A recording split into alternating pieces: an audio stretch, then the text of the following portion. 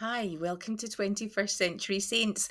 We had a few audio and technical problems in last week's live episode, so we're bringing to you an edited version where we just cut to the chase. This is going to jump right in. Thank you so much for being patient with us. We appreciate you guys. The protection of the vulnerable has to be the priority. Otherwise, you just have an illusion of freedom and a people who become much more vulnerable. We have already spoken many times of the courage of survivors who've spoken to us and spoken in other areas, spoken on different podcasts, spoken to media organisations. The recent Heaven's Helpline podcast, which we'll drop a link to in the comments, was absolutely phenomenal, and the work of journalist Murray Jones has been exceptional. There is a real fear and stigma that many people face when coming forward, especially in high control or insular religious groups. And we want to really emphasise that stories are at the heart of reform. The stories, the experiences of survivors, of victims, of people who have experienced abuse in religious settings are what made things change in the Church of Jesus Christ of Latter-day Saints. We were able to get those stories to the people who needed to hear them and have them engage with those stories. Each one of those stories is an act of sacred testimony. We want to invite all listeners who've experienced harm, coercion, or institutional neglect to reach out to us confidentially from whichever faith community you are in. And we will connect you to professional support and advocacy networks.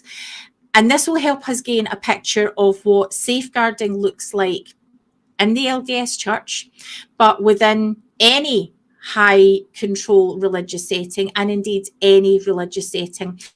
This space is about dignity and not spectacle. We hold your stories sacred. From the different faith communities that we are referring to and that we are drawing from, we see there are very high standards that at their core. Christianity has Jesus's warning that there's nothing hidden that will not be disclosed. In Islam, the Quran emphasizes justice and bearing witness. In Hinduism, Buddhism, the call to compassion, right speech as a truth spoken for healing. In every faith, there's a moment when truth-telling becomes an act of devotion. But when institutions call that apostasy, that's when the gospel needs another chapter. That's when we must challenge. Speaking up is often labelled as rebellion. And Sarah and I, in a future episode, when we're discussing the things we didn't get to pick up on tonight, is going to explore with us about how religious control often reframes dissent as spiritual failure. We want to emphasise that it is not. You are not an apostate for talking about what happened to you.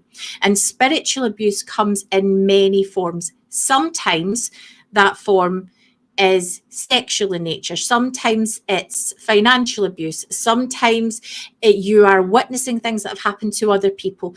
We would like to hear what your sacred story is, and we will honour it, and we will use it to be able to further our work and amplify the voices of people just like you whose stories need to be heard. There are shared patterns across religions. There's a fear of divine punishment. There is community shunning. There's moral shaming. And religious texts are used both to silence and to liberate. Questioning isn't blasphemy.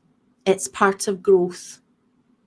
And if you have experienced spiritual abuse or exclusion for questioning,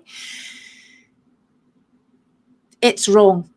And it must be called out. It must be shouted about. And we cannot, as a religious community or as a society, we cannot stand for it.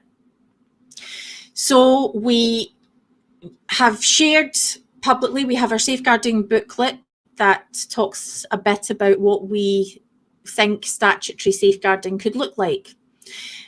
We are calling for an independent oversight body. We are seeking mandatory safeguarding frameworks in all faith organisations.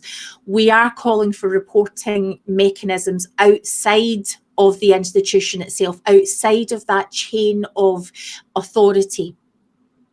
We have a vision that where faith communities are safe enough that people don't have to choose between belief and well-being, then religions and religious organisations can be much healthier places. Now, you can support our work. Let us know, drop us a message, ask for a copy of our Faithguarding booklet. You can share that wherever you like with your local leadership team, with your local MP. Write to your MP. Let them know what you expect. Ask what your local religious organisations are doing about safeguarding in their area. Join survivor advocacy groups.